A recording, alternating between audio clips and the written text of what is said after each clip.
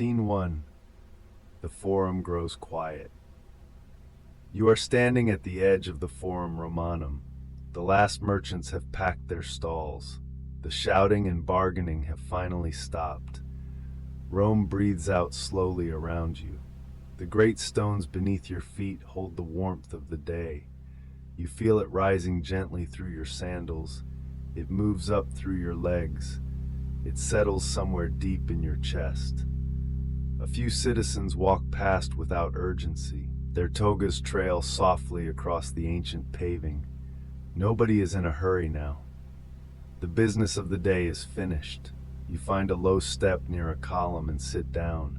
The marble is smooth and cool against the back of your legs. You rest your hands on your knees. You let your shoulders drop. Just this morning, this very space was impossible with noise. Senators argued. Money changed hands. Someone loudly disputed the price of olive oil for what seemed like the better part of an hour. This is, you reflect quietly, not so different from any morning you have ever known. The Romans called this place the umbilicus mundi, the navel of the world. Everything important happened here or radiated outward from here. And yet here it is now, perfectly still. Even the navel of the world needs to rest eventually. A dog trots past with enormous confidence and no apparent destination. You watch it disappear between two columns. You do not follow. You have nowhere to be. The sky above the Forum has turned a deep and tender rose. The temples are going soft at their edges. The columns hold the pink light for a moment, then release it slowly into something closer to gold. Things do not have to be urgent to be beautiful. They only have to be witnessed. You breathe in the evening air. It carries the faint memory of bread, of wood smoke, of the river not so far away. Your breath comes in slowly. It goes out even more slowly. There is no reason to rush the exhale. A senator you half recognize walks past with a very serious expression. He is carrying a scroll with tremendous importance. He trips very slightly on a loose stone. He recovers immediately and looks around to check if anyone has noticed. You have noticed. You are too comfortable to comment. The thought dissolves almost before it fully forms. Your mind has been a forum all day, full of motion and argument and lists and small negotiations with yourself. Now it begins to empty, the way this great plaza empties at dusk. Stall by stall, voice by voice, until there is only open stone and cooling air. You are not required to hold anything right now. Not a single thought needs attending to. They can all go home, the way the citizens go home, drifting away between the columns into the quiet side streets of the evening. The rose has left the sky entirely now. The gold has deepened to a soft amber. The amber is becoming something without a name, something that exists only at this hour, only at the edge of night. The light dims slowly over the ancient stones and over you. Scene 2. Baths at day's end. You are stepping down into the warm pool of the Thermae. The water receives you without complaint. It closes around your shoulders like a decision you are very glad you made. The bathhouse is nearly empty at this hour. One elderly senator sits in the corner with his eyes closed, looking profoundly unbothered by everything that has ever happened. You understand him completely. Steam rises in slow columns toward the vaulted ceiling. You watch it move. There is no reason to watch it. It simply seems worth watching. The Romans took bathing seriously. The largest baths in Rome, the baths of Caracalla, could hold 1,600 bathers at once.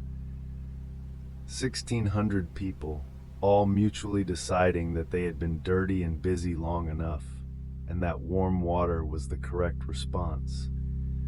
You find this deeply reasonable. Your neck releases something it has been holding since morning. You were not aware it was holding anything. The water knew before you did. The ceiling above you is painted with sea creatures.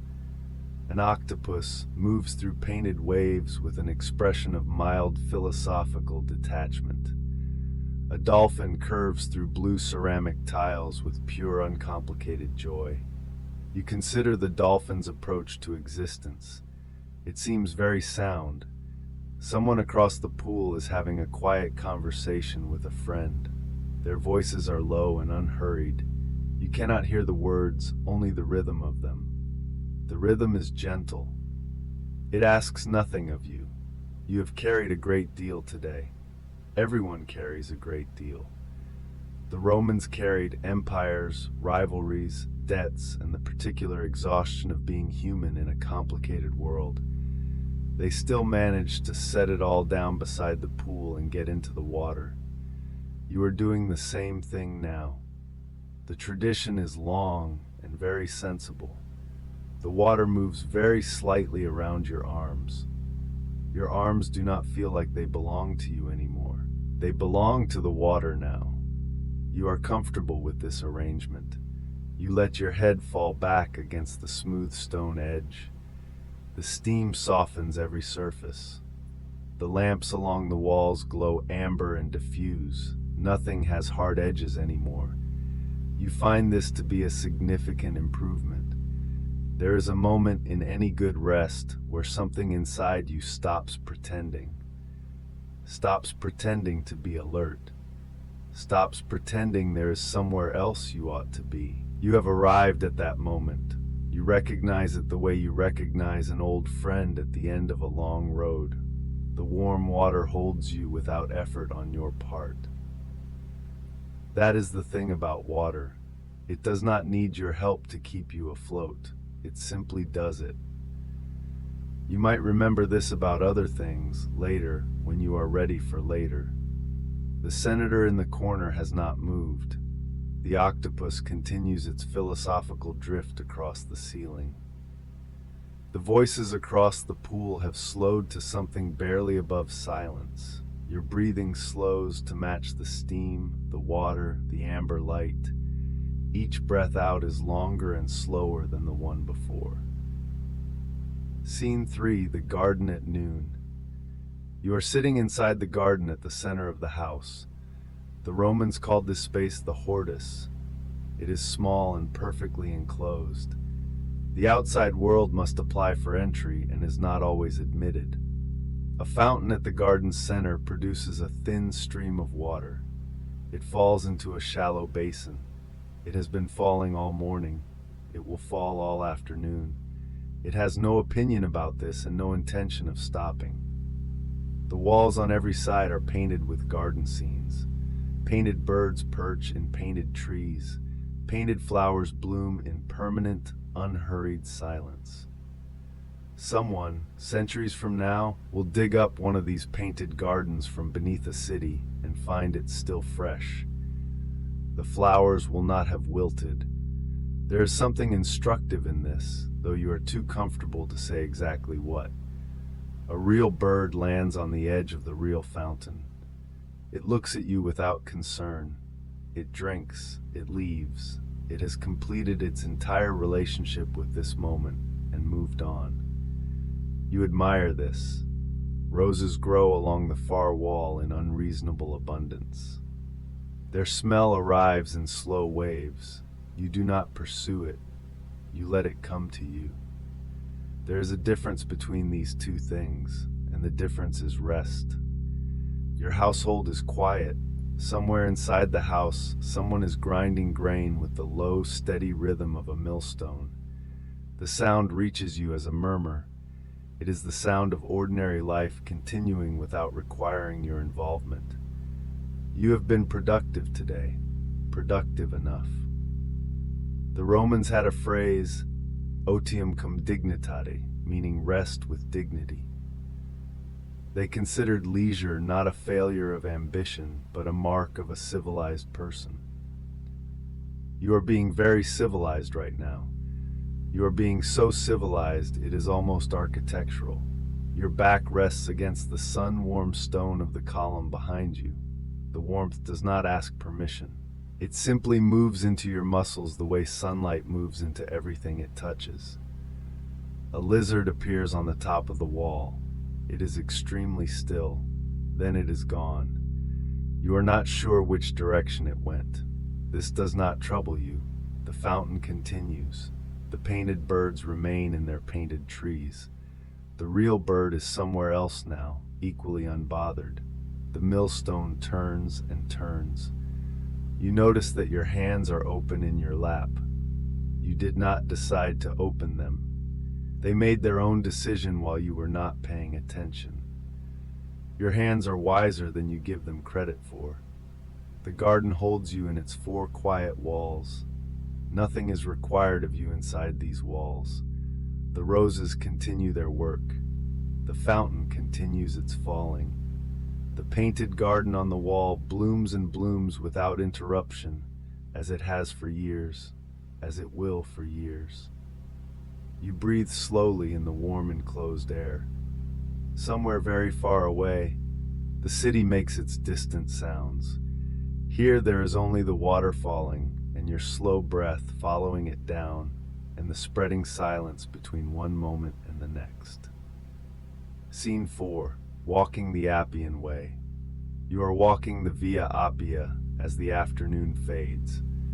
The road stretches ahead of you in a long and patient line. Roman roads do not suggest, they simply continue, and you continue with them. Your footsteps fall on stones laid more than 300 years before you were born. They are flat and fitted closely together.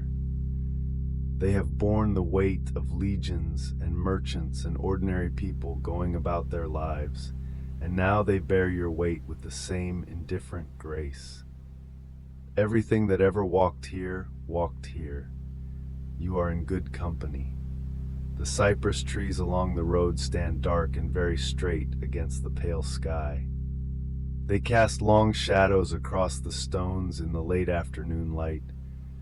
You walk through shadow, then warmth, then shadow again, in a steady rhythm that matches your breathing without either of you planning it. The tombs of old families line the road.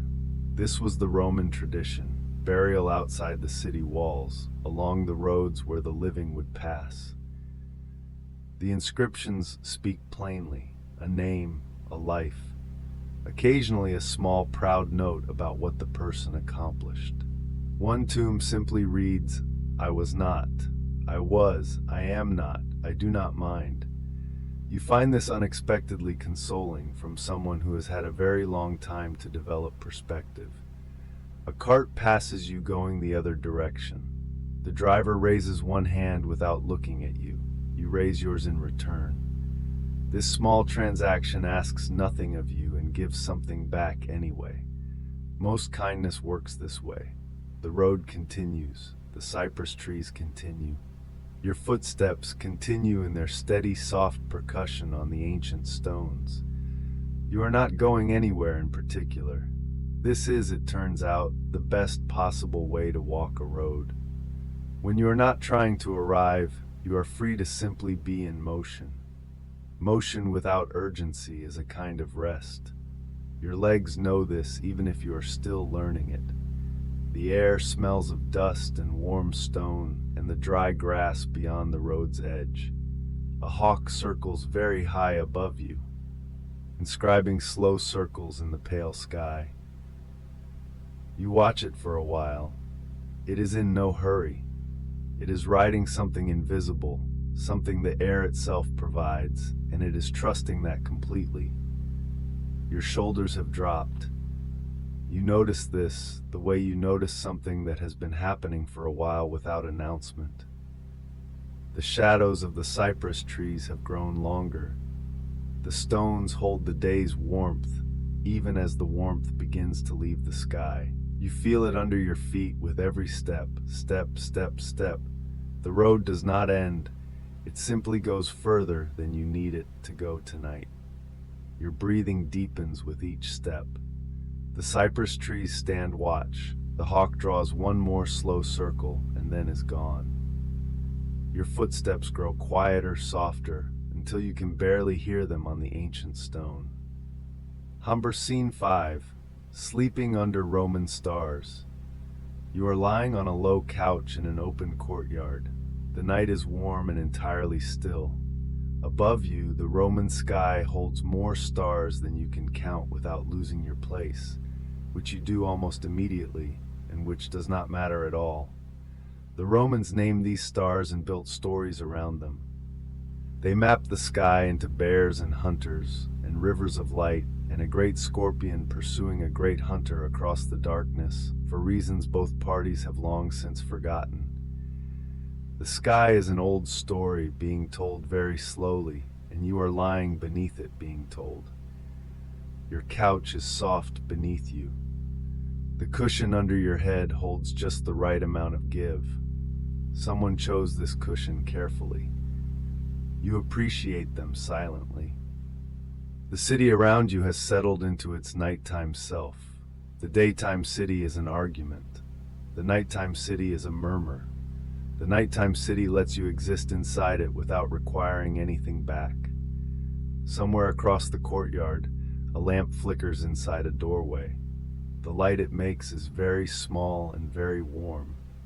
It does not illuminate much. It does not need to. There is a difference between seeing everything and seeing enough.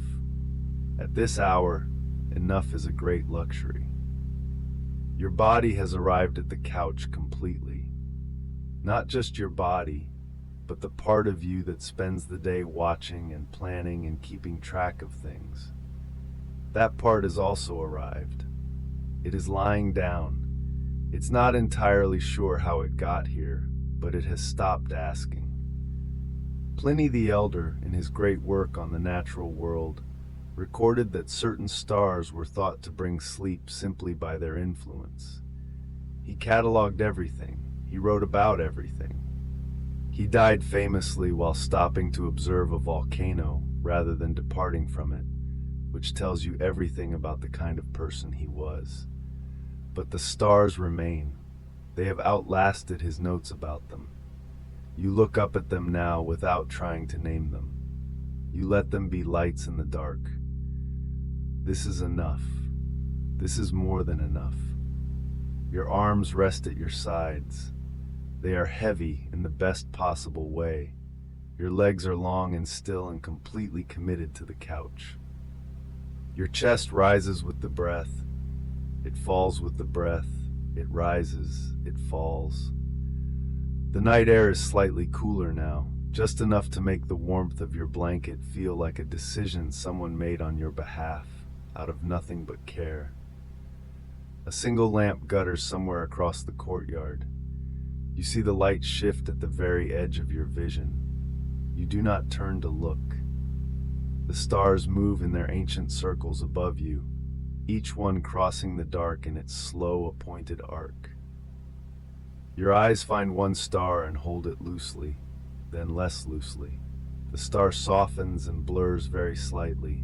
Your eyes close gently, and the darkness behind them is warm and completely without edges. Scene 6. The baths at closing. You are in the thermae as the last hour settles in. The great public baths are quieting now. The crowds that filled them through the afternoon have thinned to almost nothing. A few figures move slowly through the steam. Nobody is in a hurry. There is nowhere left to be. The Romans understood something about water that modern life keeps trying to remember and then forgetting again. They built these places enormous and beautiful on purpose. Marble and mosaic and vaulted ceilings painted with gods reclining in various states of ease. The message was simple. You deserve more than a quick rinse. You deserve a building. You lower yourself slowly into the warm pool. The water receives you without comment. It simply adjusts as water does, filling every space you bring to it with quiet and immediate acceptance. The warmth moves into your muscles the way sleep moves into a room. Gradually, then all at once. The ceiling above you curves in a great arch. Somewhere high up in the vault, a small window admits a bar of last light. It crosses the steam in a long pale column and falls on the water and disappears there. You watch this for a while. It asks very little of your eyes. An attendant moves silently along the far edge of the pool, gathering towels left on the marble benches. He works without rushing. There is a particular kind of focus in doing something simple and doing it completely. You have been watching other people demonstrate this all your life and have found it reliably soothing from a distance. The water is perfectly still, except for where you are. Small rings move outward from you each time you breathe. You are the only event happening in this pool right now. You find this neither lonely nor important. You find it simply true. The heated floor of the caldarium has been warm beneath your feet all afternoon. The Romans ran hot air through channels under the stone, a system called a hypocaust, which heated entire rooms from below and was so effective they used it for 400 years before anyone felt the need to improve it. You understand this completely. Some things do not need improving, they need sustaining. The steam shifts and curls above the surface of the water. It moves without intention and arrives nowhere in particular. You watch it the way you watch flames. The watching itself becomes the resting. Your shoulders are below the surface now. The warmth has reached your neck. Your jaw has unclenched so gradually you only notice it in its absence. The bar of last light has moved. It has shifted and faded while you were not tracking it. The vault above you is a deep and comfortable gray now. The attendant has gone. The remaining bathers have gone. The water holds your weight as the light continues to leave. You breathe out slowly. The rings move outward from you. They reach the edge and stop. The steam rises and thins, and the great room breathes in and out around you in the fading warmth. Scene 7. Rain on the impluvium. You are sitting in the atrium as rain begins to fall. It is a gentle rain, unhurried and thorough. It falls straight down through the square opening in the roof and meets the shallow pool below in a steady small percussion. The Romans called this opening the compluvium. They called the pool the impluvium. They had names for exactly where rain went. You appreciate the precision of people who paid that much attention. The atrium is dim and cool around you. The walls hold old frescoes, garden scenes painted in green and ochre, birds perched on impossible flowering branches, fountains that will never stop running because they are paint. Someone spent considerable time on these birds. You can see the individual brushstrokes if you lean slightly forward, which you do not, because you are not leaning forward. You are leaning back. Your chair is wooden and smooth from years of use. Not your years, many people's years. You sit in it the way a river sits in a riverbed, having arrived in a channel already made for you. The rain on the impluvium makes a sound that is entirely without ambition. Each drop falls, arrives, and is done.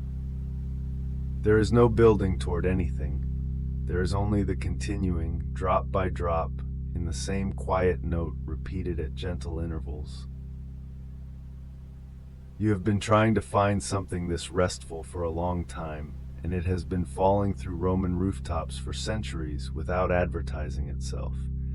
A small channel leads the overflow from the impluvium to a cistern below the floor.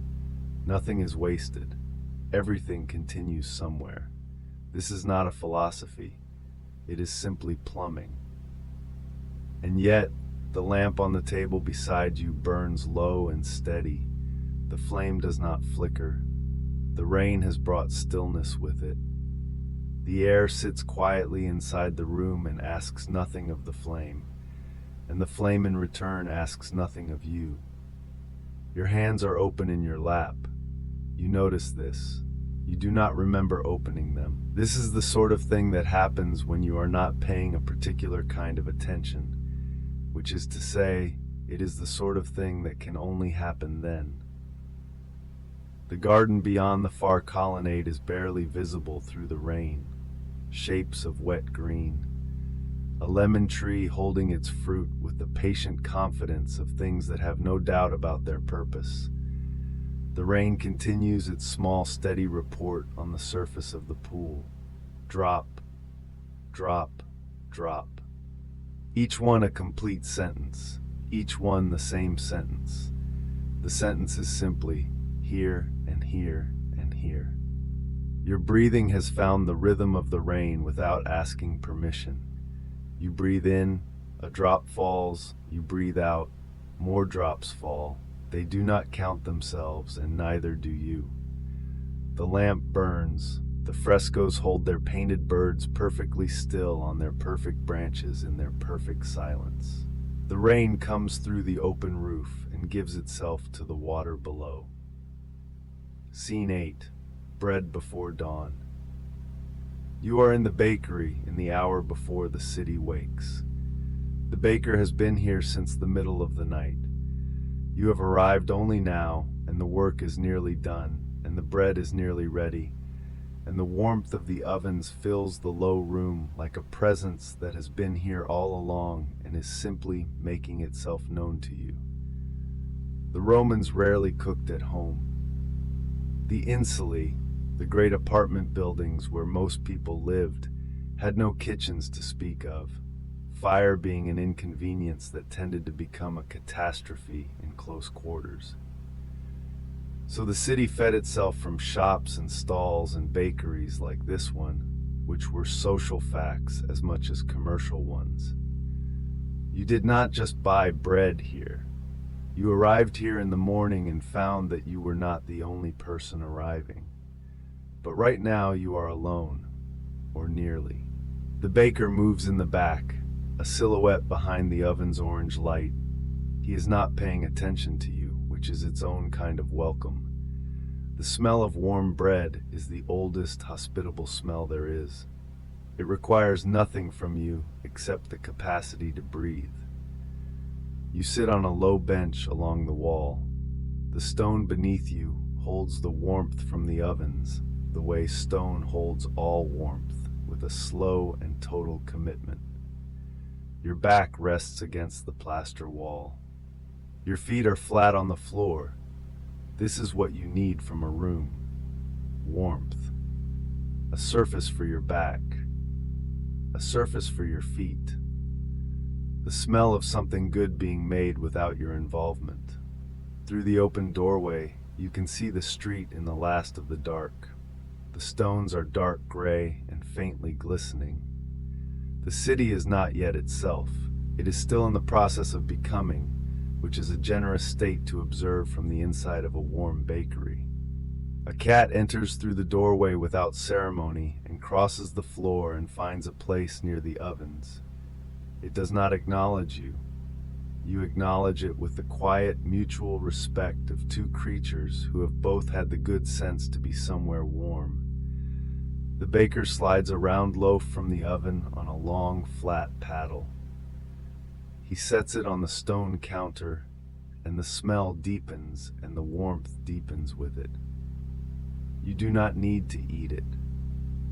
The smell is already a kind of nourishment. The warmth is already a kind of fullness. The street outside is beginning to show its first gray suggestion of morning along the rooflines. But you are not watching for morning. You have no need of morning yet. The cat settles. The ovens breathe their slow heat. The bread cools on the counter in its own good time. Your eyes are heavy with warmth. The breath moves through you long and slow, carrying the smell of bread. The baker begins to hum something tuneless and complete. The gray light at the doorway fades back somehow into something softer than dark. Scene 9. The Tiber at dusk. You are sitting at the edge of the Tiber as the day releases itself. The river is wide and slow here, the color of old bronze in the last light. It moves south toward the sea with the particular unhurriedness of something that has never doubted its direction. You sit on the stone embankment and let your feet hang above the water and watch it pass. The Tiber has been moving through this city for longer than the city can remember itself. It remembers older settlements. It remembers the hills before the buildings. It carries silt from places it has already forgotten by the time it reaches here, which is simply the nature of rivers, and you suspect of most things that have been moving long enough. The boats that work the river during the day have mostly found their moorings. They sit low on the water, rocking in the almost nothing of the current's gentle push. Their ropes make occasional small sounds against the wooden posts, a soft knocking, irregular, like a conversation between two people who have nothing urgent left to say but enjoy the company. A heron stands on a rock at the water's edge 40 feet from you. It has been standing there since before you sat down. It will likely be standing there after you leave. It is doing what herons do, which is to demonstrate to anyone watching that complete stillness is not the absence of something. It is a thing in itself. The light on the river is changing by degrees too small to catch in the act. You look away for a moment, and when you look back, the bronze has shifted toward a dimmer, softer copper. Then again. Then again. The river is a slow clock that tells only the 1 hour, which is the hour of things becoming evening. Fishermen work the far bank. They stand apart from one another in the easy silence of people engaged in the same patient waiting. No one expects the fish immediately. No one has been promised the fish. And yet they stand, because standing quietly at the edge of moving water is its own sufficient reason. Your hands rest on the warm stone beside you. The embankment holds the entire afternoon in its surface. It gives it back to your palms slowly and without fanfare. Marcus Aurelius walked the banks of the Tiber. He wrote in his private journal about the nature of water, how it finds the low places without resentment, how it gives way without losing itself. He wrote this for himself, not for you, which somehow makes it more useful. The best advice is usually the kind someone gives themselves. The heron moves one leg and replaces it in the same position. This constitutes its only event of the hour. The copper on the water has become something with no name left in the colors, something between light and the memory of light. Your breathing slows to match the current. The river goes south, and the light goes with it, and the heron remains, and the ropes knock softly, and the evening completes itself around you without effort. The last color leaves the water, and the water becomes simply water, and the world grows very quiet. Scene 10. Lanterns of the Vigils. You are watching the night watch make their rounds. The vigils move through the dark street ahead of you, 2 of them carrying oil lanterns on long poles. The lanterns cast a warm and swaying light on the stone walls and the cobbles and the fronts of the sleeping shops. The light moves with the men's walking, forward and slightly pendulous, a rhythm you can almost breathe to. The vigils were Rome's night watchmen, responsible for fire and order and the general proposition that the city should still be standing in the morning. They walked the districts through all the dark hours. 7,000 of them, distributed across 14 regions of the city, doing their slow rounds while everyone else slept. Tonight, they are doing their rounds in the comfortable knowledge that you are watching, and there is nothing they need to do for you except continue. They are talking quietly to each other. You cannot hear the words. You can hear the tone, which is the tone of 2 people who have walked this street together many times before and have long since resolved the interesting questions and have arrived at the easy ones. the conversation that has no agenda and needs no conclusion. You know this kind of talking. You know how it sounds in the dark. The lanterns swing forward. The light moves across a doorway, illuminates briefly the painted signs above a shop. A wheel of bread for the bakery. A sheaf of grain, the ordinary commerce of the day rendered in paint for the dark to pass over, and then moves on. The wall returns to shadow. The shadows behind the vigils close quietly in the way shadows do, without comment. Your back is against the cool plaster of the building behind you. The stone of the street radiates the last warmth of the day up through your sandals, fainter now, almost imagined. The air smells of lamp oil and cooling stone, and faintly, jasmine from a garden somewhere above the roofline. There is enormous comfort in the existence of people who stay awake so that others can sleep. This has always been true and requires no elaboration, only the brief acknowledgement before you let it go. The vigils turn at the end of the street. The lantern light stretches the corner shadows long and thin and then folds them away as the men move on. For a moment you can still see the glow on the far wall of the cross street, warm and faint, a suggestion of light rather than light itself. Then that too softens. The street is dark and still and entirely safe. Your eyes have been following the lanterns with less and less intention. They have been doing the watching on their own, and now they find they have very little left to report. The jasmine turns slowly on the air. Somewhere down another street, two lanterns continue their patient rounds, moving away, growing smaller, taking their warm, swaying glow further and further into the sleeping city until there is only the idea of light, and then the idea of light dims too, and there is only the dark, and the dark is soft, and the dark is complete, and you are inside it, and it holds you without effort. Scene 11. The Bread Baker's Hour. You are standing in the warm doorway of a bakery before the city has decided to wake. The baker has been awake for hours. This is simply his arrangement with the world, and he has long since stopped resenting it. The ovens run along the back wall, domed and low, their mouths glowing amber. The heat reaches you where you stand without insistence.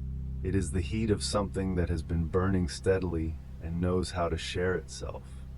The baker works in the way of people who have done a thing so many times that the body handles it and the mind is free to go elsewhere. His hands shape and turn and score the loaves with a small blade. Each cut is the same. Each cut is made without consulting the previous one. The knowledge lives below thought, which is where the most reliable knowledge tends to live. Archaeologists found a loaf of bread in Pompeii. It had been in the oven for nearly 2,000 years when they uncovered it, still shaped, still scored across the top, still divided into 8 portions by the baker's wheel. The bread was black and it was stone, but it was recognizably bread. Someone had made it for someone else. That intention survived the mountain. You watch him slide a new row of loaves into the heat on a long wooden peel. He does it with one practiced motion, and the oven accepts them without ceremony. The door swings shut. The coals breathe. Outside, the sky has not yet committed to any color. The street holds the last of the night's stillness. The stones are dark and cool and empty. In an hour, the city will begin. Carts will come with grain. Customers will appear with cloth tucked under their arms and opinions about the crumb. All of that is an hour away, and the hour is enormous. For now, there is only this room and its particular warmth and the soft sound of the baker moving between the tables. The smell of the bread is everywhere. It is the oldest smell. It moves through you the way familiar things do, not as information, but as something closer to memory, something that does not need to be understood to work. Your shoulders have been dropping by small degrees since you arrived. You notice this only now because they have arrived somewhere lower than where they usually rest. This is the thing about warmth. It is patient. It does not hurry what it is undoing. The baker sets a finished loaf on the cooling rack and moves on to the next without looking back at it. He trusts it to cool on its own. He trusts the process he cannot see. This is a form of faith available to everyone, requiring only that you made the thing as well as you could and then left it to become what it is. The ovens breathe, the loaves cool, the sky outside begins to consider a color it cannot quite name yet. The warmth wraps around you and stays. Your thoughts are slower now. They move like bread rising, which is to say barely perceptibly, which is to say just enough, which is to say perfectly. Haber Scene 12, Rain on the Forum. You are watching rain fall on the Forum.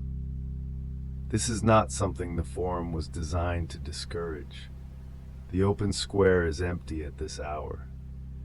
The temples stand at their distances from one another, with the self-possession of buildings that have been rained on before and expect to be rained on again, and have made their peace with the arrangement.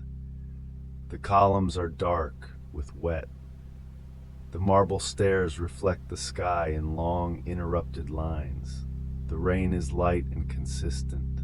It falls at the angle of something with a destination, but no urgency. It makes a sound on the stone that is several sounds layered into one. The high percussion of the flagstones, the lower note of the puddles receiving more of themselves, the soft continual hiss that underlies both and is perhaps the sound of the air filling the spaces between drops. The Forum handled everything. Commerce and law and elections and funerals and the announcements of wars and the conclusions of wars. Every category of human importance passed through this rectangle of stone. On any given morning in the Republic, there were orators and merchants and magistrates and people who had come simply to see what was happening, which is a permanent feature of public squares in every era, including the one you live in, including this morning when you checked to see what was happening before you had fully decided to be awake. Now there is only the rain and the columns, and you. A stray cat crosses the far end of the Forum with the purposeful indifference that is a cat's natural condition. It does not hurry through the rain. It does not acknowledge the rain.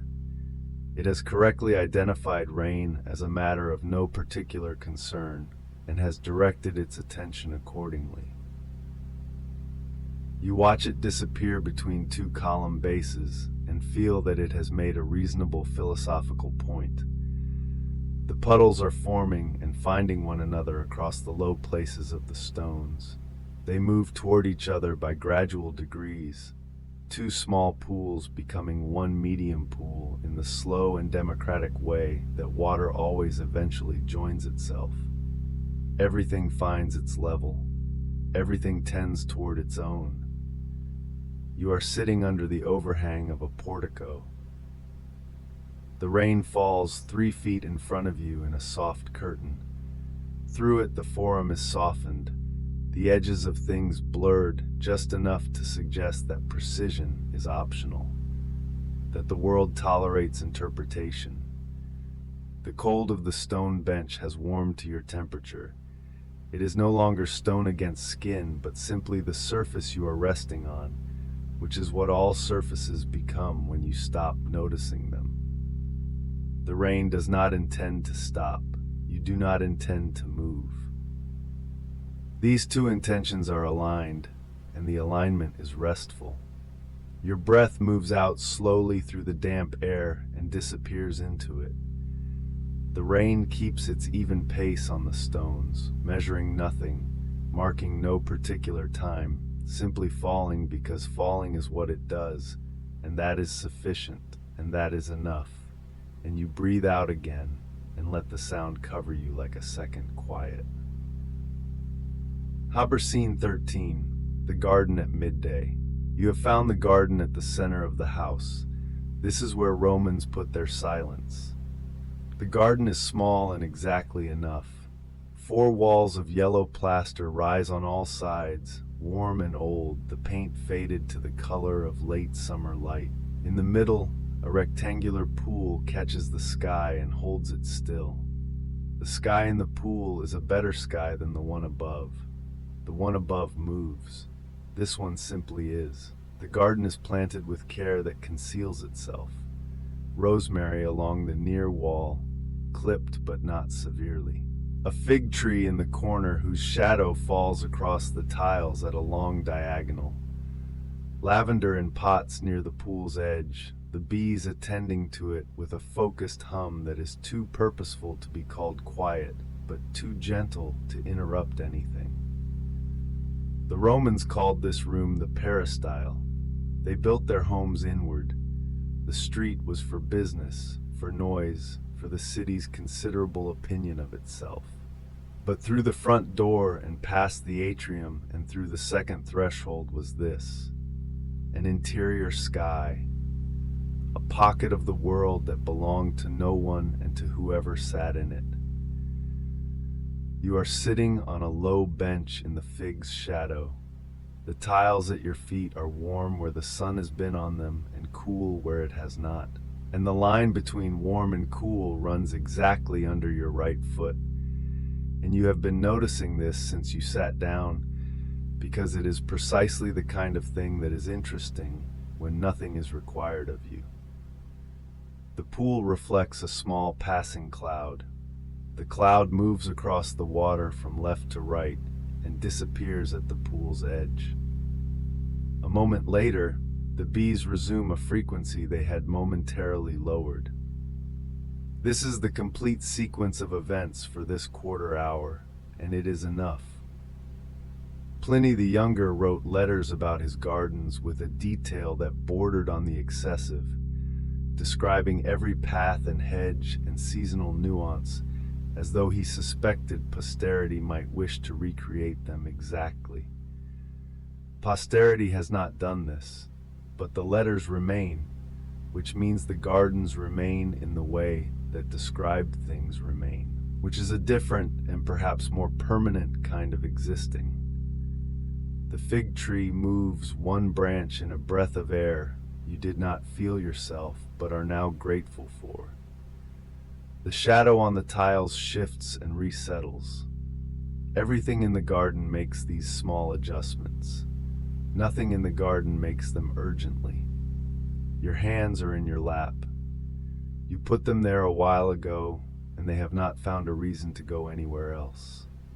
The lavender smell arrives and goes and arrives again, which is how smells work in slight air movement in small doses that the mind accepts as gifts rather than atmospherics. You accept each small dose, you release each one. The pool holds the sky without effort. The bees work the lavender without looking up. The fig shadow lies across the tiles, and you are in it. And it is cool, and the warmth is on the other side, and the line runs under your foot, and you have stopped thinking about it because you have stopped thinking about very much at all. Scene 14. The bathhouse at evening. You are sinking into the warm pool, and the warm pool is accepting you without reservation. This is the tepidarium, the middle room, the room of gradual adjustment. The Romans understood transition. They knew you could not move directly from the cold of the street into the hot without consequence. There were rooms in between. There were always rooms in between. This is true of bathhouses and also of most of the significant changes in a life, though the bathhouses make the point more agreeably. The water is the same temperature as a summer afternoon, or the inside of something that has been held. It does not feel like water after a moment. It feels like the temperature of everything. The ceiling above you is vaulted and high, the brickwork following a long curve that ends in a shallow dome. Someone thought carefully about that curve. Someone spent time with the geometry of rest. The dome has a small circular opening at its center, and the evening light comes through it in a soft column that touches the far end of the pool and nowhere else, which seems right. The baths of Caracalla held 1,600 bathers at a time. Libraries, gardens, shops, a kind of city inside the city, but a slower one, a city whose only civic purpose was the restoration of the person. 1,600 people engaged in the quiet proposition that they deserved to be warm. You are alone in this smaller bath, or nearly alone. There is an old man in the far corner resting his head against the pool's edge with his eyes closed, present by body and entirely elsewhere by mind. You respect this. You intend to follow him there. The water moves in a small continuous circulation you can just feel against the soles of your feet. It is the faintest movement. It's a reminder that even the still things are gently going. Your shoulders are below the surface. They have been rising toward your ears for some time without your permission, and the water has now addressed this without being asked. It does not comment. It simply continues being warm, and the shoulders continue descending, and the negotiation between them requires nothing from you. A lamp in the wall niche across the pool throws a warm round light onto the ceiling of the dome. The light moves slightly as the flame breathes. The dome accepts this small animation and returns it softly to everything below. The old man in the corner makes a slow sound that is not quite a word. He has achieved something. You are close behind him. The column of evening light from the dome has shifted by degrees during your time here and now, falls at a different angle on the water, catching the surface in a long, bright stripe. The water in the stripe moves with the same faint circulation, the same gentle insistence that it is not entirely still, and the light confirms this, small bright points crossing the stripe unhurriedly. Your breath goes out and you do not immediately call it back. The warm water holds you the way the warm water has always held people who lowered themselves into it and let it. The stripe of light on the water narrows by degrees, the dome receiving less and less of the evening, and your eyes follow the dimming without resistance, and the light becomes a suggestion, and the suggestion dims further, and you go with it. Haber Scene 15, the road at nightfall. You are walking the last mile of the Via Appia as the light fails. The road is straight. Roman roads did not negotiate with the landscape. They made their intentions clear at the start and maintained them. This one runs south through the flat land outside the city, and the paving stones are large and even, and the sound your sandals make on them is steady, a soft, regular percussion that has been keeping your pace for longer than you have been tracking it. The stones were laid 2,000 years before you arrived, and they are still here, which is either a statement about Roman engineering or about the persistence of useful things, or simply about stones, which do not have ambitions but do have longevity. Cypress trees stand along both sides of the road at intervals. They are the thin, dark, vertical kind that seem less like trees and more like decisions. They have been standing at attention since before the road was quiet, and they will continue after you have passed. And this is not melancholy, only proportion. You are one evening on a road that has held many evenings. You are tonight's version of this particular passage. The tombs of prominent Romans line the Appian Way outside the city walls. They built their monuments along the road where travelers would see them, which was the Roman solution to being remembered. You can think of current equivalents, but you are too nearly asleep to name them. And this is perhaps the correct state in which to consider the ambitions of the departed. The sky ahead of you has gone through all its colors and settled on a deep blue that is not quite dark. It holds the last light somewhere inside it without showing where. The road ahead is visible in this light, pale and straight, running toward a horizon that is closing the distance between them and the stars. Your walking has found its pace without your direction. Your legs know this road.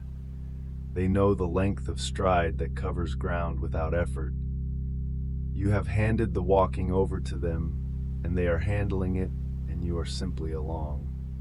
The cypress trees pass, one, and then the next, and then the next. They stand briefly in your peripheral attention and release you. The stones move under you. The air is cooling now. The day's warmth still in the road, but the air above it already becoming something thinner and cleaner with a note of grass and distance. No one else is on the road at this hour. The carts have gone in. The last travelers reached the city walls before the sun did. You are the last thing moving on the Via Appia, and this is not lonely. It is the particular quality of being the last one still present at the end of a long day, when the noise has folded away and the road is simply a road, and the walking is simply walking. Your footsteps continue their quiet count. The road stretches ahead, pale and known. The cypress trees stand their dark watch. And one step, and then the next, and then the next, carries you further into the deepening blue, and the blue deepens further, and your footsteps grow softer on the stones. Or perhaps the stones grow softer beneath you, and the sound of your walking fades by degrees into the enormous silence that is settling over the road and the trees and the tombs and the whole long, patient world, until the sound is gone, and there is only the road, and then there is only the silence, and the silence is complete. Scene 16, the garden at midday. You are sitting in the garden, and the garden is not asking anything of you. There is a low stone bench beneath a pergola, and you are on it. The vine overhead has grown across the wooden frame in the patient way that vines have, without plans, following only the logic of light. It has been doing this for several seasons, and the result is a ceiling of leaves that the sun comes through in small separate pieces, bright coins of light moving slowly on the ground below. The Romans called this the hortus, the private garden inside the walls. Outside was the city, which had opinions and noise and an unrelenting interest in your business. Inside was this. The difference was a wall and everything that a wall implies. The garden of Livia, wife of Augustus, was painted on the walls of her underground dining room, so that even indoors she could sit inside the idea of a garden. Birds in the painted trees, painted fruit. The Romans understood that the need for green and quiet was serious enough to be architectural. A real bird is somewhere in the vine above you. You cannot see it. You can hear it making a small sound that it repeats at irregular intervals, which is restful in a way that regular intervals would not be. It is not keeping time. It is simply present. The coins of light on the ground shift as the vine moves. There is a faint, warm breeze. The coins scatter and reassemble in a different arrangement and scatter again. This has been happening since you sat down, and it has not yet repeated itself exactly. You have not been watching it closely enough to be certain, but you suspect it never repeats exactly. and that this is what makes it possible to watch indefinitely without boredom. A small fountain is set into the far wall.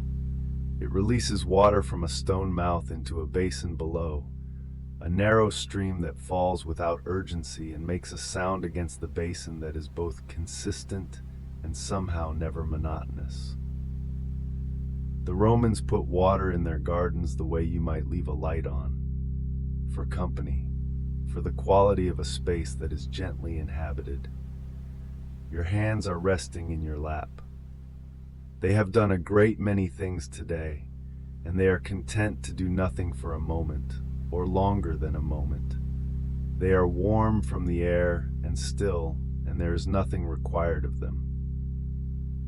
A fig tree stands in the corner of the garden, broad and deliberate. A fig tree does not make a case for itself.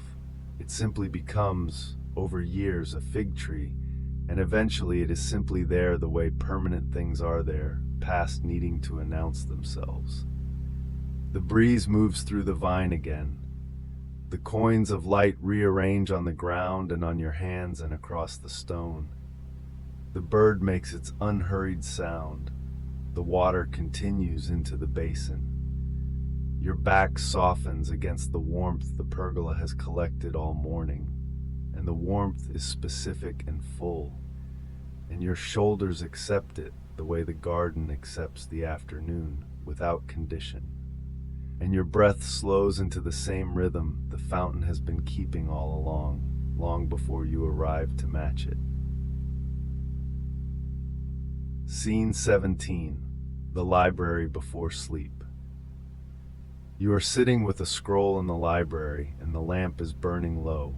The room is small and lined on three sides with wooden cubbies, each holding a rolled document or a borrowed thought from someone who is no longer available to clarify what they meant. This ambiguity was as true in Rome as it is now. The written word has always required the reader to meet it part of the way. The scroll in your hands is made of papyrus, which is a plant that grows in standing water, which is a thing that calms the mind if you hold it in mind long enough. This document crossed water to reach you. It crossed a sea. It spent time in Alexandria, which was the city Rome turned to when it wanted to know something, which was frequently, because Rome was very good at wanting things, and somewhat more complicated about admitting it needed help finding them. The Roman Emperor Marcus Aurelius wrote his private journal with no intention of publishing it. The notes were for himself, a kind of conversation he was having with his own better instincts. We have been reading it for 2,000 years, which he would have found mortifying, and which perhaps is the best possible argument for writing things down honestly. The lamp on the table beside you has been burning since before dark, and the oil is low. The flame is smaller than it was. It casts a circle of warm light that has been contracting gradually around you, the outer edges of the room retiring into shadow one by one, leaving only this circle, this table, this scroll, this quiet. The text before you is about the management of time, which the Roman who wrote it took seriously, and which you are not reading very carefully, because the hour is late, and the room is warm, and the flame is doing something more interesting than the text. The flame does not flicker so much as breathe. Small adjustments, small recoveries. It has been maintaining itself against the air with a kind of modest persistence that is not dramatic and does not ask for recognition. It simply continues. You watch it without watching it. The scroll in your hands has relaxed. Your grip on its edge has become less a grip and more arresting. The papyrus is smooth and cool on one side, slightly rough on the other, and this texture is specific and real, and it is the most present thing in the room. Outside the library, the house is quiet. Rome beyond the walls is quieter than Rome is during the day, which is not very quiet. But at this hour the streets have mostly concluded. The sounds that reach you are occasional and far, and they pass. Your breath is easy. The flame contracts another degree and the circle of light draws a little closer. The room gathers around its warm center. Your eyes move across the same line of text again without acquiring it, and again, and the letters are patient, and the flame breathes its small breath, and the light draws inward and inward, and the edges of everything soften into the dark that has been waiting quietly all evening at the margins of the room for you to be ready. Scene 18. The grain ship at anchor. You are lying in the hold of a grain ship, and the ship is resting in the harbor. The voyage is finished for today. The anchor went down an hour ago, and the hull settled into the water's keeping and has not moved in any significant direction since. It moves in the other ways, the small constant ways. It rises and falls with a long, slow breath that is the harbor breathing. It shifts a degree sideways and returns. It is the motion of something that has stopped traveling, but remembers it. The grain around you is stored in large clay amphorae, sealed with stoppers and stacked in rows, and the smell is dry and warm and ancient in a way that the word ancient does not quite reach. It is the smell of something that keeps a civilization fed. The Romans moved grain from Egypt to Rome continuously, relentlessly. The entire enterprise of the sea, organized in significant part around the question of whether Rome would eat next month. This is not so different from the questions that organize most enterprises, if you follow them far enough back. Rome imported approximately 150,000 tons of grain from Egypt each year. The ships that carried it were among the largest wooden vessels in the ancient world. You are lying in the hold of one of them, and it is holding you back with a great deal of calm indifference. The wood of the hull is thick and dark, and it speaks in small sounds. It speaks the language of stressed wood under water pressure, which is a language of low ticks and quiet groans and long intervals of nothing. It is not a language of urgency. It is a language that has found its range and its limit and is simply reporting. Above you through the open hatch is a square of sky. The stars are in it. The particular stars that are over this harbor tonight are arranged in their usual pattern, which sailors have been using as directions for as long as there have been sailors, and they will continue to be there when this ship and all the sailors who knew them are entirely gone, which is either a comfort or a scandal, and in the current hour feels like a comfort. Your body is following the ship. When the harbor breathes up, you rise. When it breathes down, you settle. You have not decided to participate in this. You are simply in the ship, and the ship is in the water, and the water moves, and you move with it. The decision was made several levels above your involvement. The grain in the amphorae does not move. It is sealed and still and will arrive wherever it is going in the same condition it left. You are less sealed than the grain and more available to the motion, which turns out to be the better arrangement. The hatch square above you holds its stars without moving. The ship breathes up, slow and full. The ship breathes down, slow and easy. Your own chest follows, or perhaps the ship is following you. And at this depth of the evening, the distinction is no longer one you intend to investigate. Up, full and slow, down, easy and long, the stars in the square, the breathing of the water all around. Scene 19. The atrium after rain.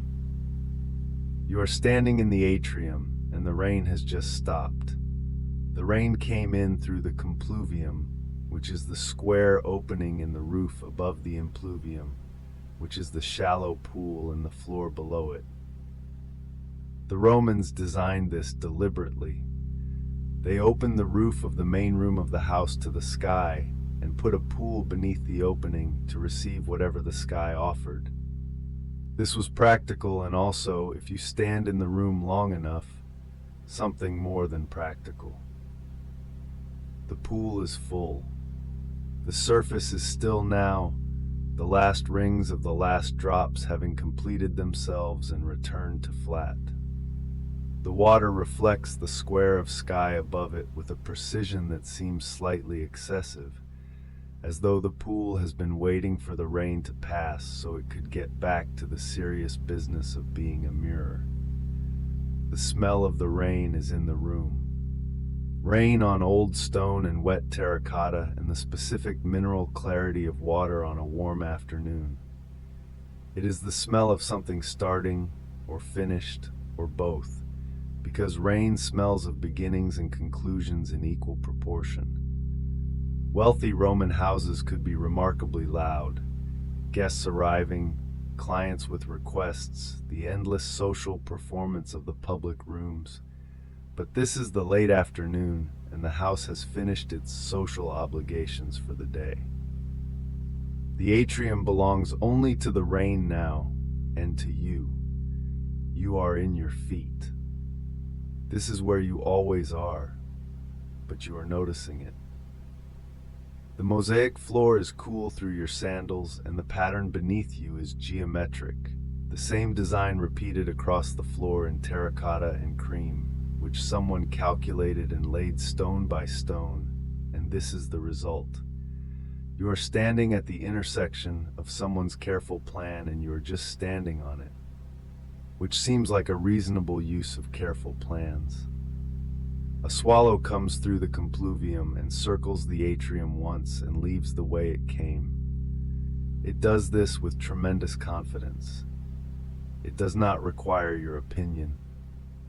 The pool holds the sky, which has gone from the gray of the rain to a pale, clear gray that is beginning to consider becoming blue.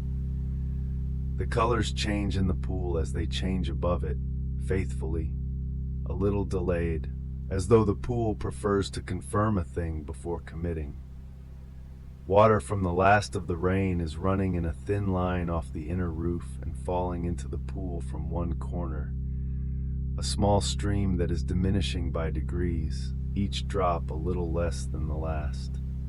You watch it diminish. Drop and then a drop, and then a smaller drop, and then a longer pause, and then a drop that might be the last, and then a pause that is longer, and the line of water on the roof has stopped, and there is one more drop forming at the corner's edge, slow and full, taking its time to be complete before it falls. It falls. The ring goes out across the pool and meets the edge and returns to nothing. The pool returns to flat. The sky in the pool is going blue, quietly and without announcement, and the atrium is completely still, and the rain is wholly finished, and the silence that follows rain settles into the room the way rain itself settles, filling every available space, and the silence is total and calm and everywhere. Scene 20. The Watchman's Last Round. You are finishing the last round of the night, and the city is almost entirely asleep. The vigils walked the streets of Rome through the dark hours. They watched for fire, which was the city's constant anxiety, and for other disturbances, and they walked their routes in the quiet that Rome only achieved between roughly the third hour of night and the first light, which was not a long window, and which the city did not maintain without effort. Tonight it is maintaining it. You walk through it slowly. The insulae rise on both sides, the apartment blocks 6 and 7 stories in some streets. The upper floors where rents were cheaper and stairs were plentiful, and the view, if you wanted it, was very good. The windows are dark. The residents are horizontal. You are the only vertical person in this street, and you carry a lamp, and the lamp carries a small circle of light ahead of you, and the two of you proceed together. Rome at night smelled of bakeries. The bakers worked through the dark hours so that the bread would be ready at dawn, and the smell of bread in ovens moved through the sleeping streets in warm, irregular waves. You have been following this smell for hours. It is the most companionable thing in the city at this hour, bread being made in the dark for people who do not yet know they will want it. Your sandals on the stones, the lamp, the smell of bread, the high dark walls. A cat is sitting on a step ahead of you. It watches your lamp approach with the evaluation of something that has seen many lamps pass and found none of them particularly impressive. You pass. It watches you go. You resist the temptation to ask its opinion of the route. The street turns and you follow it. Another street. Another row of dark windows. A doorway with a small terracotta lamp still burning in a niche above it. The oil almost gone. The flame very small and very committed. You note it.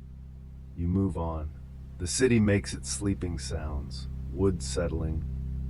A distant cart on a far street. Slow and heavy.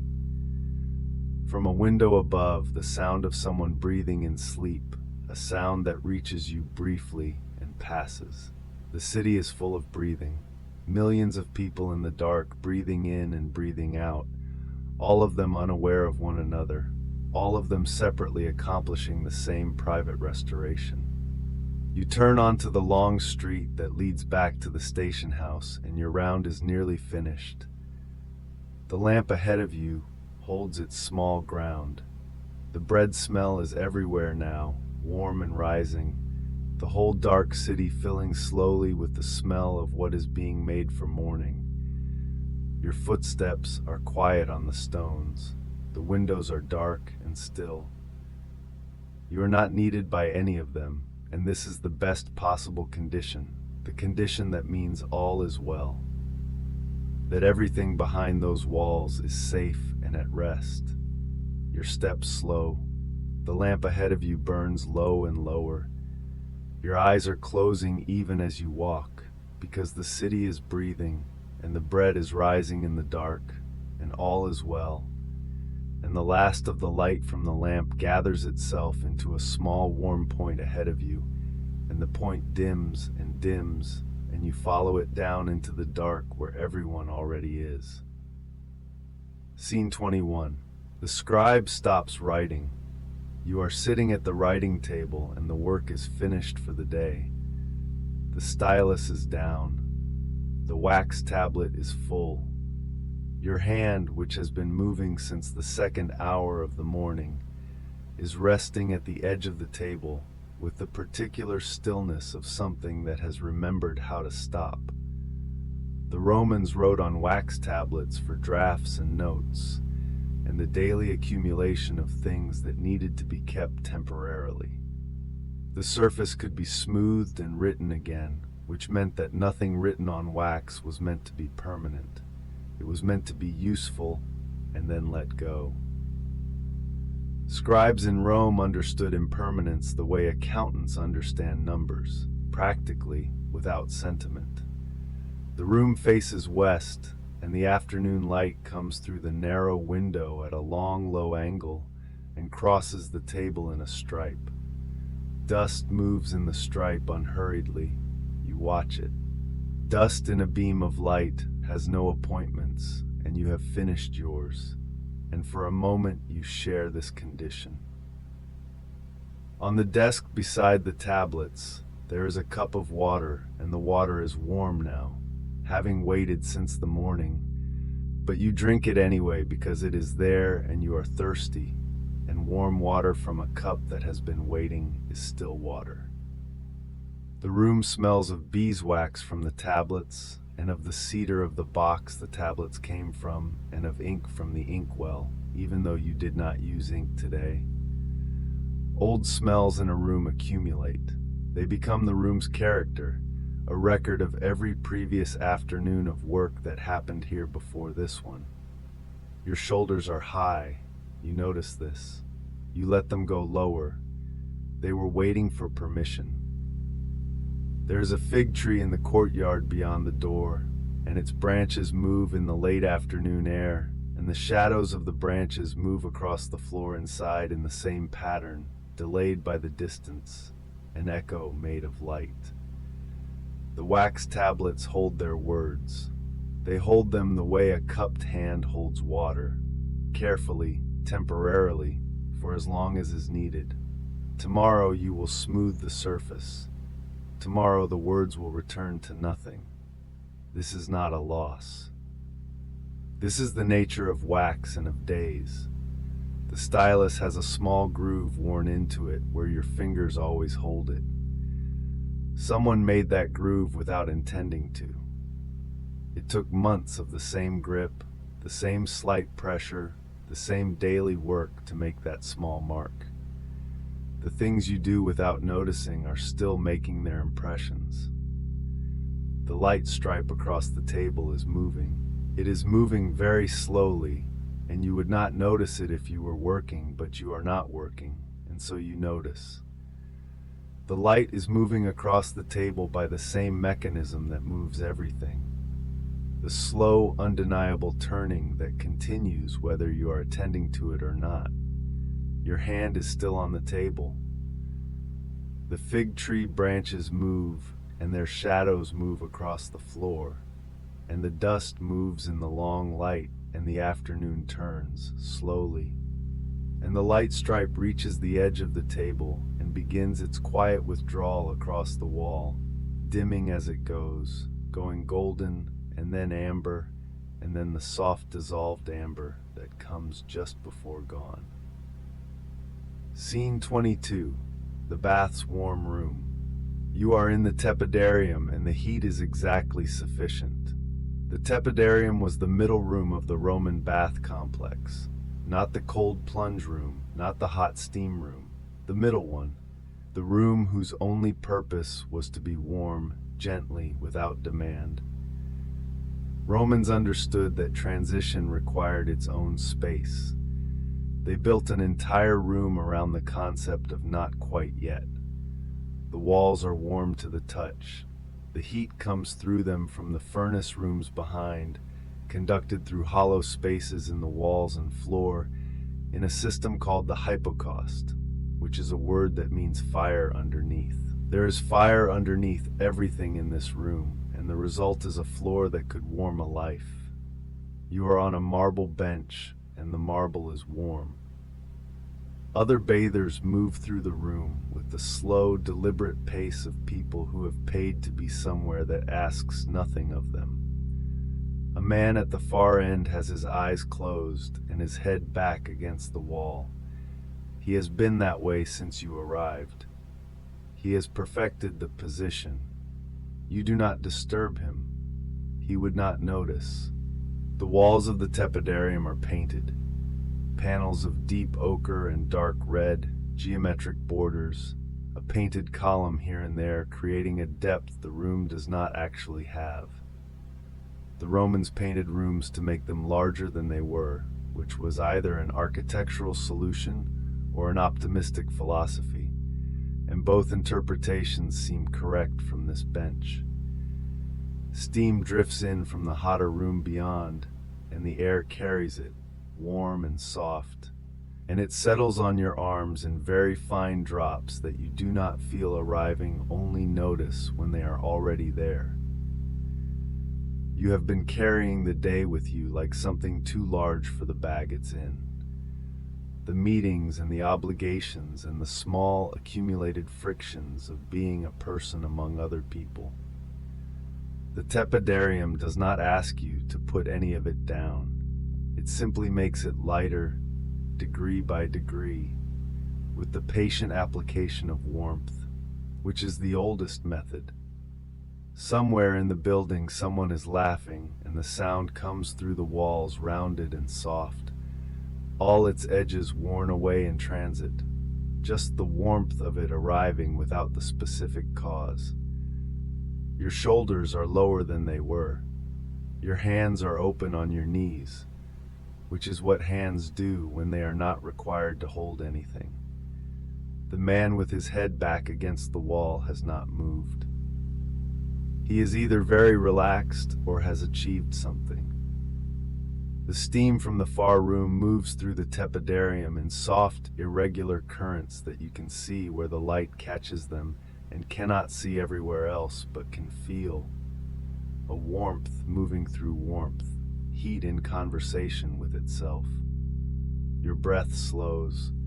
The painted column on the far wall seems to recede slightly, which is the intention.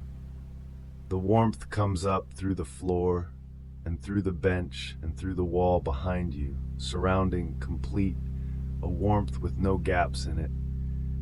And your body takes an inventory and finds nothing missing and makes a small adjustment toward rest, and another, and the steam moves through the golden room, and the laughter in the walls has long since softened into nothing, and there is only warmth, and the slow sound of your own breath filling and releasing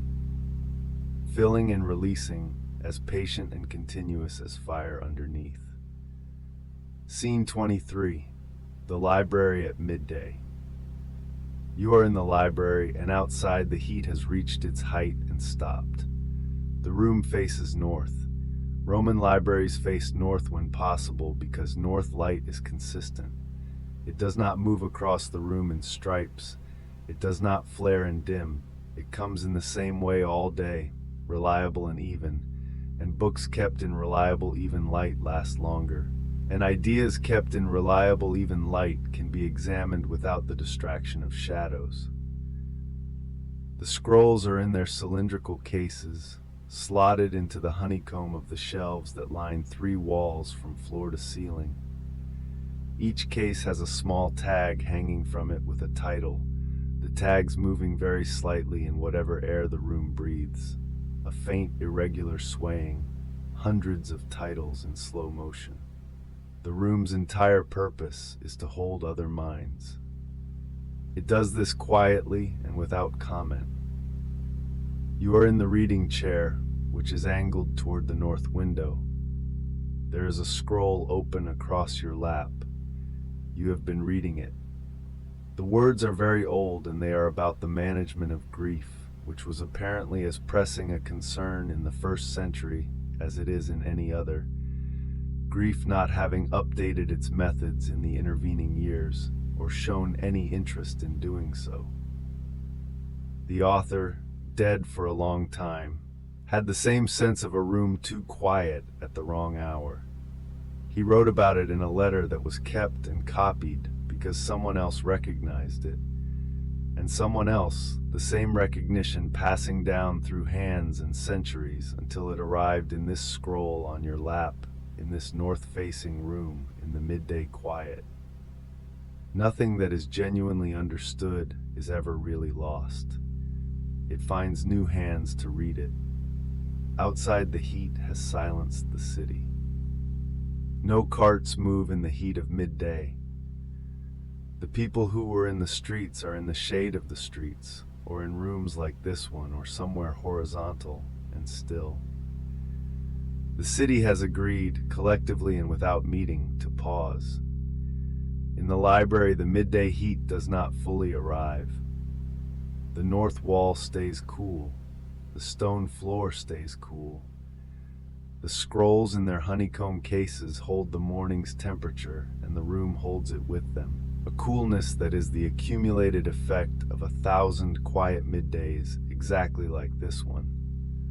A small lizard crosses the windowsill and stops in the white north light and remains completely still, which you also remain. And for a moment the library contains 2 readers, one of whom is examining the wall with extraordinary attention. The scroll on your lap has a passage you have read twice. You do not read it a 3rd time. You let it sit. Some things need to be held rather than analyzed, and the quiet of a library in the midday heat is the correct environment for holding. The tags on the scroll cases sway. The lizard has not moved. The north light comes into the room the same way it has always come, without variation, even and complete and patient. Your eyes move across the words, and then above the words to the middle distance, where the shelves of other minds wait in their cases, and your eyes soften, and the words on the scroll lose their individual edges, and the room is cool, and the city outside is still, and the north light holds everything in its calm and equal gaze, and your hands go quiet on the scroll, and the quiet of the room comes in through the north window and settles across you like the light. Scene 24. Walking home through the Forum. You are crossing the Forum at the end of the day, and the stones are still warm from the sun. The Forum Romanum was the civic heart of the city, the place where legal cases were heard and speeches made and business conducted, and rumors distributed at great velocity to people who were absolutely certain they had already heard. By day it was dense with purpose. By the early evening it is settling back into itself. The purpose having departed, the space remaining. The columns of the temples catch the last of the light on their western faces. The rest of each column is in shade. Light and shadow, divided precisely at a vertical line that is moving slowly east as the sun moves west. The temples doing what all vertical things do in the evening, holding the last of what is going. Your sandals on the paving stones. The Forum stones were worn by centuries of identical footsteps before yours, worn into smoothness, and in some places into slight depressions where the traffic of ages concentrated, the same path taken so many times that the stone recorded it. You are walking in an impression left by everyone who walked here before you, which is either weight or comfort depending on the hour and how tired you are. This hour, it is comfort. There is a fountain at the corner, and the water is running. Roman fountains ran continuously because the aqueducts that fed them ran continuously. The water coming from the hills outside the city through channels that followed precise gradients over dozens of miles to arrive here, at this corner, in this small basin at this moment. An enormous amount of engineering in order to produce the sound of water at the end of a day. It is worth it. The sound of water is worth a great deal of engineering. You stop at the fountain and drink from your hands, which is an old method. The water is cold and clear and faintly mineral, and it is the same water that ran through the city's pipes this morning and yesterday morning and will run tomorrow, replaced, and always the same coldness, the same taste. An old man is sitting on the base of a column with a piece of bread. He is watching the Forum empty with the expression of someone watching something they have watched empty 1,000 times and have found each time satisfactory. He does not look at you. The bread has his full attention. This is correct. The evening vendors are packing their stalls. Someone is rolling a barrel somewhere beyond the basilica, and the sound of it rolls through the emptying space, long and resonant, and ends. You are nearly across. The last light is on the tops of the columns now, the gold of it very concentrated, very brief. The shadows have the rest. The stones under your feet hold the warmth of the day in them, the way stones do, the slow release of stored heat that continues for hours after the sun is down, the day given back gradually in warmth from below. Your steps are slower than they were this morning. The last column catches the last light and holds it for a moment and lets it go.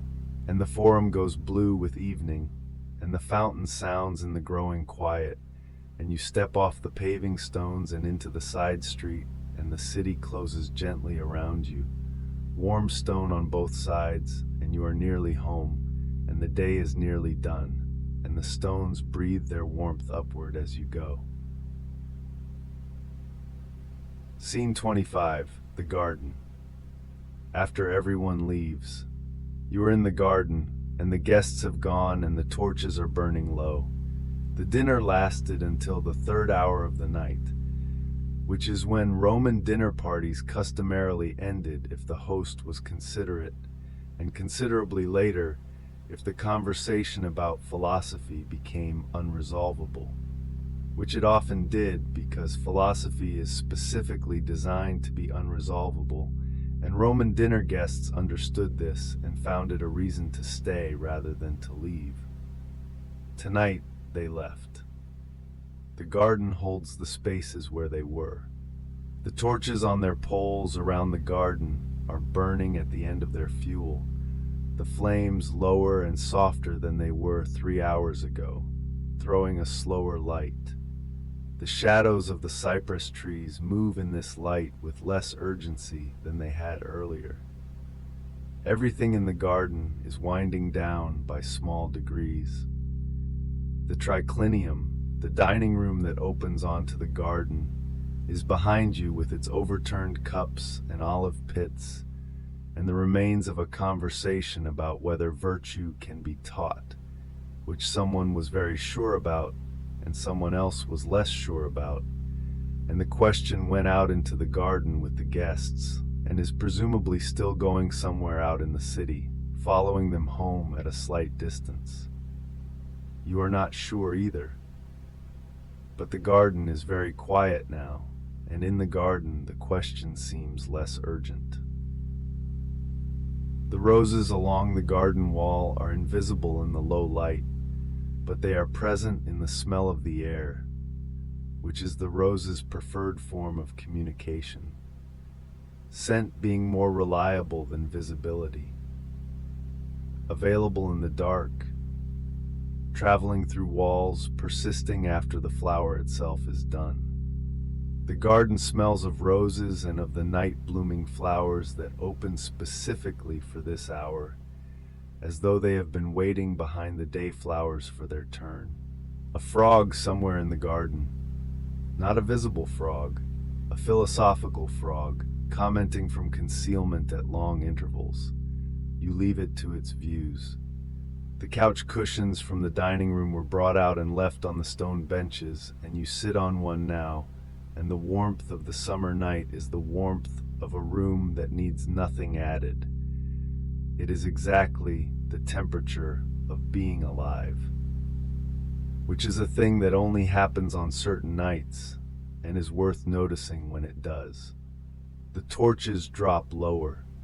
One of them has been going out for some time, diminishing through a series of states it is difficult to name precisely, less than burning but more than finished, and it goes through these states slowly and without drama, as though it has been a torch long enough to know how this goes. The garden smells of roses and of something green and night-specific. The frog has made its final contribution and withdrawn.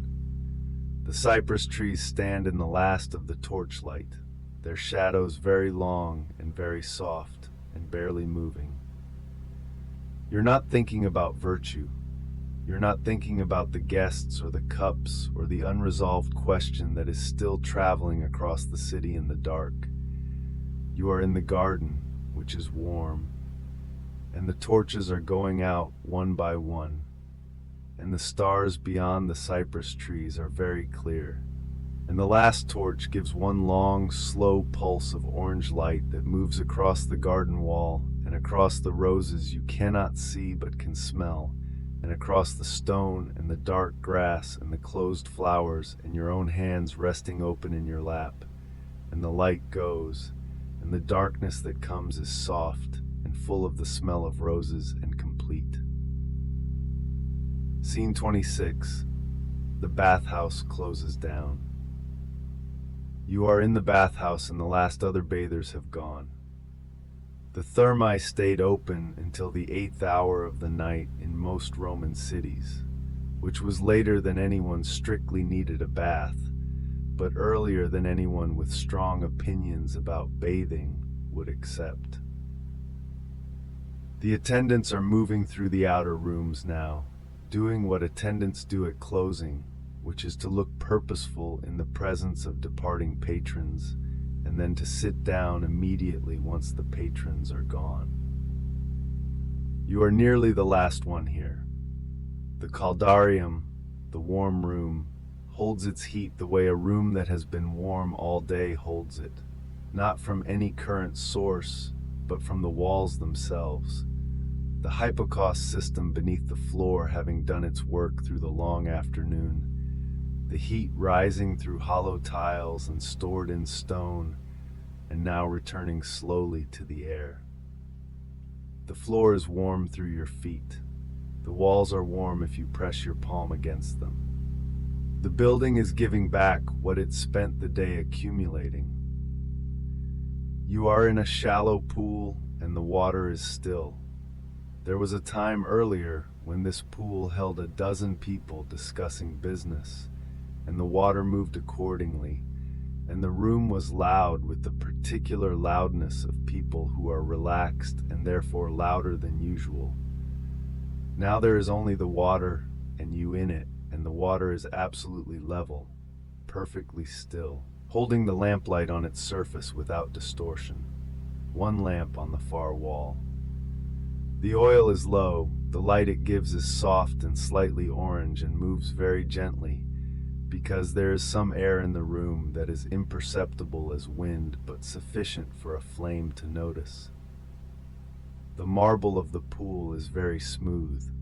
Roman bathhouses used marble of a quality that the Romans found reasonable and subsequent centuries found extraordinary, which suggests either that the Romans were very wealthy or that they simply decided that smoothness was worth whatever it cost. They decided this about several things. The smoothness under your hands is the result of that decision. The steam from earlier has settled now into a faint warmth in the air, not visible, just present, the way warmth at the end of the day is present, as a quality of the air rather than a feature of it. You let your arms float. There is nothing pulling at you from any direction. No appointment was ever kept by floating. No problem was ever solved, no letter answered, no decision reached. Floating is the one posture that the day cannot follow you into. The Romans understood this and built large warm rooms specifically to encourage it. This was not a small act of civic wisdom. The lamp on the far wall settles lower. The light on the water settles with it. An attendant has appeared in the doorway and is looking at you with professional patience. He will wait. He has waited before. He will wait now with the expression of someone counting something in his head, which is either the lamps remaining or the hours until he can go home, possibly both. You do not move quite yet. The water is warm and still. The light on its surface is smaller than it was and softer, and it breathes with the small breath of the flame and with your slow breathing in the warm, quiet room, and your hands open in the water, and your eyes are heavy with the warmth of the walls and the warmth of the water and the warmth of the long, slow day. And the light on the water grows softer still, and smaller and softer, and you breathe, and the warmth holds you, and the light breathes with you and dims. Scene 27. Sleeping on the roof. You are lying on the rooftop, and the whole city is below you, and the whole sky is above. Romans slept on their roofs in summer. This is not a metaphor. The upper floors and flat rooftops of the insulae, the great apartment buildings of the city, became sleeping places when the summer heat made the interior rooms difficult, which in Rome in July was most of the time. People carried their mats and their thin blankets up the stairs and arranged themselves under the open sky in the practical Roman manner, which was to identify a problem and solve it with whatever surface was available. You have done this. The mat beneath you is thin, but the roof is flat, and the stones have spent the day absorbing heat and are now releasing it gently through the mat, which makes the thinness irrelevant. You are warm from below, and the night air is warm from all sides, and the sky above you is enormous. The city is audible beneath you, but not intrusively. A dog somewhere in the lower streets. A cart, because carts were only permitted in Rome after dark to prevent the daytime gridlock that Julius Caesar had already found intolerable and legislated against. A traffic problem, therefore, being among the things Julius Caesar found time to address, which is a detail that says something about the traffic. The cart passes, and its sound fades west, and the city resumes its nighttime register, which is low and various and not directed at you. The stars are out in the way, stars are out over cities that have no electric light, which is to say completely, extravagantly, without apology. The Milky Way is a visible thing. You know the shapes of several constellations, and you find them without effort, the way you find familiar things in the dark, by sense rather than by search. There is a slight wind, not enough to be called a breeze by anyone expecting a breeze, just a movement of the warm air that touches your face and moves on. Someone on the next rooftop is already asleep. You can tell by the quality of the silence in that direction, which is occupied silence, the silence of a person present but absent, which is a specific thing once you know what it sounds like. You look at the stars without looking for anything in them. This is the whole activity. This is enough. The Romans named the constellations and built calendars from them and wrote long poems about them and assigned them agricultural meanings and mythological meanings and navigational meanings, which is understandable, because when something is this present above you every clear night of your life, you will eventually feel you should have a reason for it. But the reason can rest now. The stars are simply there.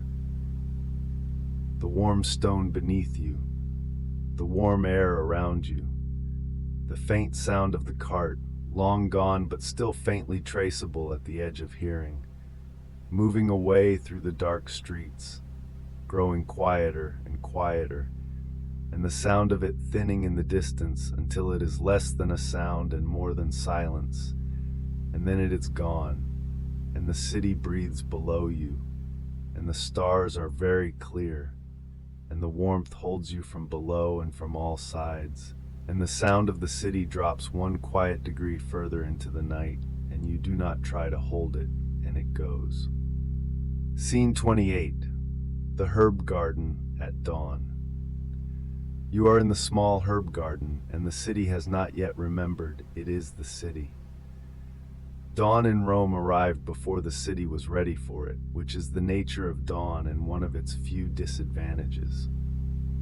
The bakers had been ready for some time. The bakers were always ready, having accepted long ago that their arrangement with the day was different from other people's arrangements, and they moved through the pre-dawn streets with the purposeful calm of people who have resolved their grievances with early rising and arrived at a kind of peace.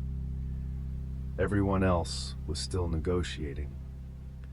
But the garden does not know about any of this.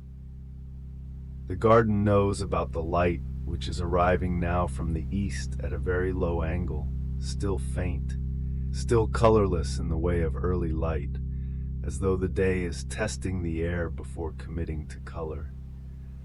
The herbs are in their beds along the low wall, rosemary and thyme and marjoram and the tall fennel that has grown beyond what anyone planned.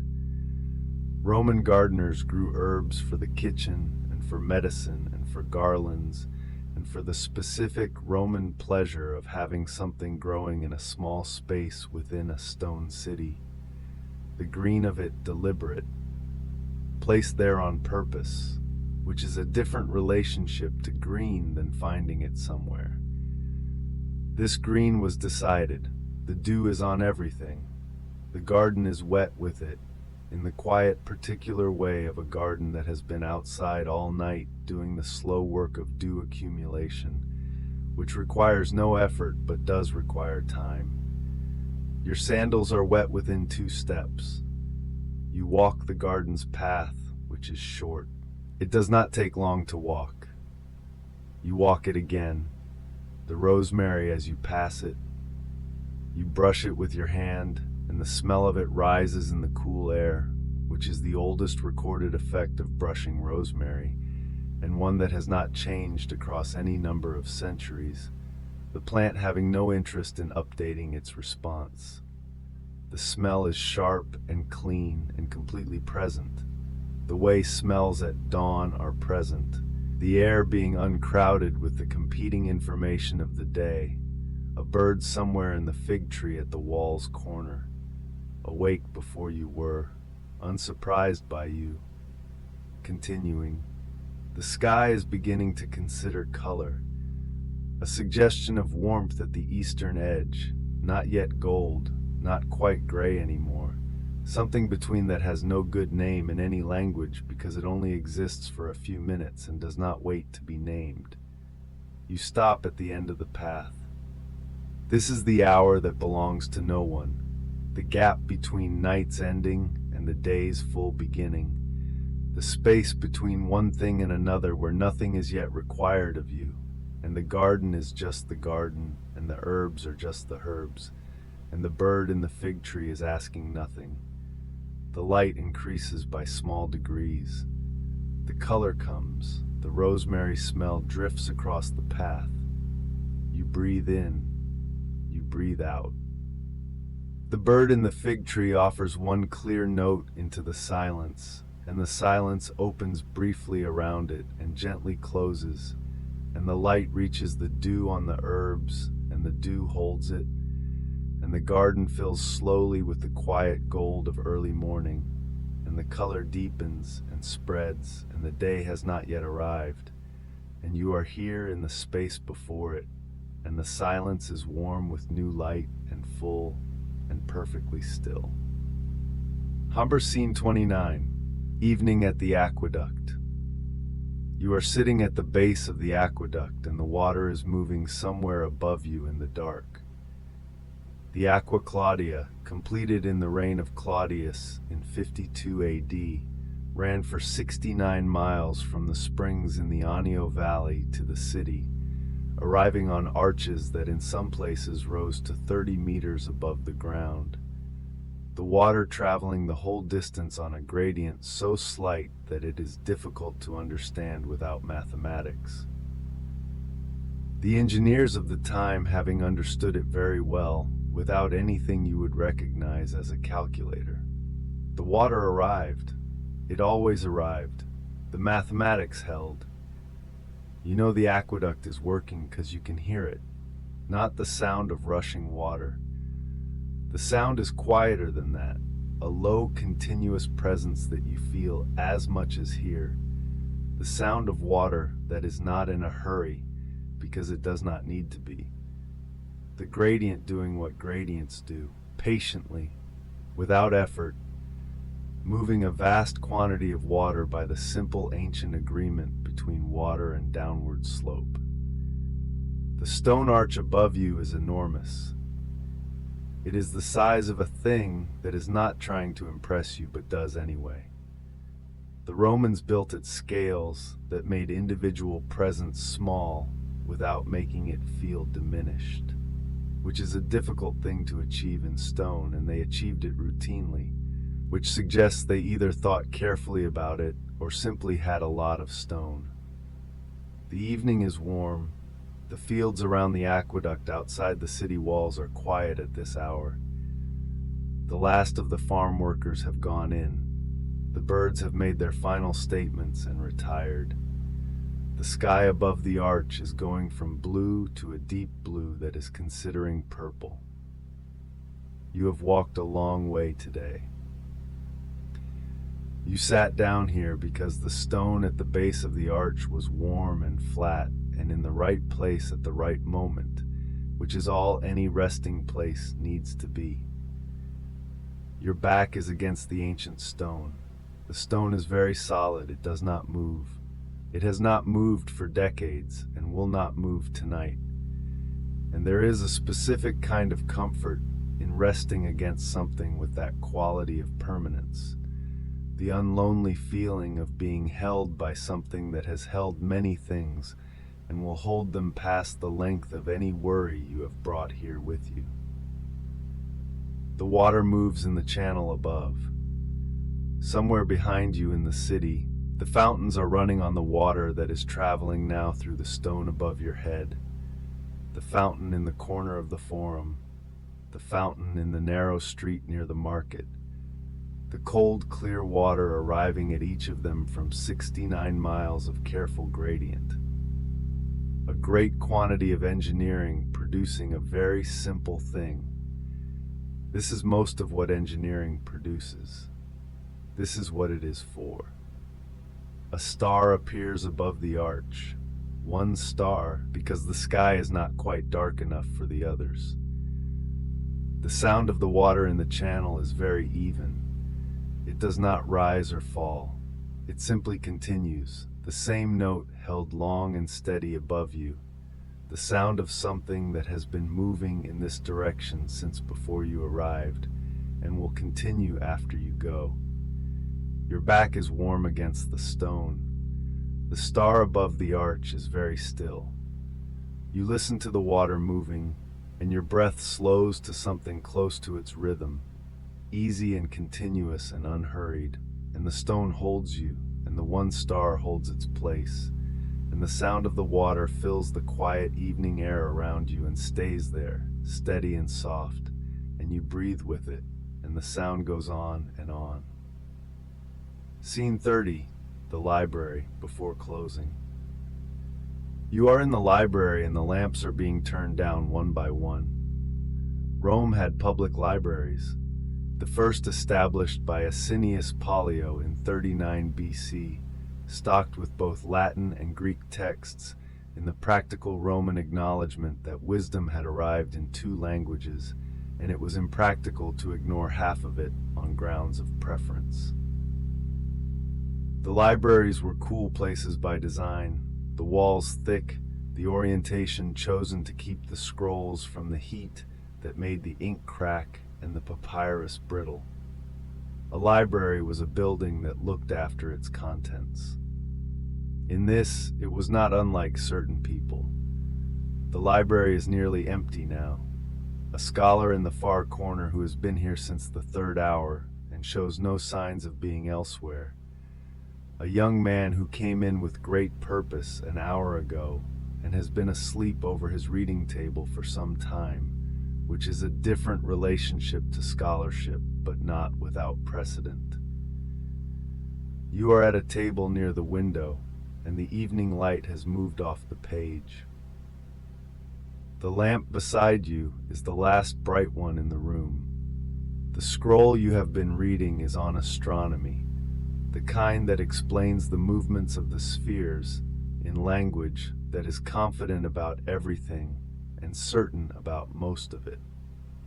You have read the same passage 3 times, which is either because it is very deep or because the room is very warm and the lamp is very steady and the chair is very comfortable. And the honest answer is that it is a combination. The walls of the library hold the scroll cases in their long cedar shelves, the rolls of papyrus and vellum in their leather cases, labeled in small, neat hands, organized, patient. Every scroll in this room is someone's long effort, made portable, made shareable, available to anyone who asks for it. This has always seemed, when you think about it clearly, like one of the better things a civilization can decide to do. The attendant is moving through the room on soft shoes, turning down lamps as he goes, the practiced, unhurried movement of someone who does this every evening and has understood that the best way to indicate closing time is to remove the light gently, gradually, without announcement. It is a considerate method. It does not disturb the sleeping scholar at all. The lamp nearest the window goes down. The room is slightly dimmer. The room is fine with this. Your own lamp still burns. The scroll lies open before you. The spheres continue their described rotations in the text, indifferent to the hour. The attendant passes behind you on his soft shoes and makes no comment. He will return. There is no urgency in any direction. Outside the window, the street has gone quiet in the way of streets in the evening when the day's business is closed. A voice somewhere, then no voice. The city settling into its nighttime self, which is the same city with less ambition. Your eyes move across the lines of the text and find the words and hold them briefly and let them go. The lamp on your table breathes with the slow movement of air in the room. The flame very small now, lower than it was, the oil nearly done. The light it gives very close and very warm and very soft. And the words on the scroll drift a little at the edges of the warm circle of it. And your eyes are heavy with the warmth and the lateness and the long day of good effort. And the lamp breathes and dims and the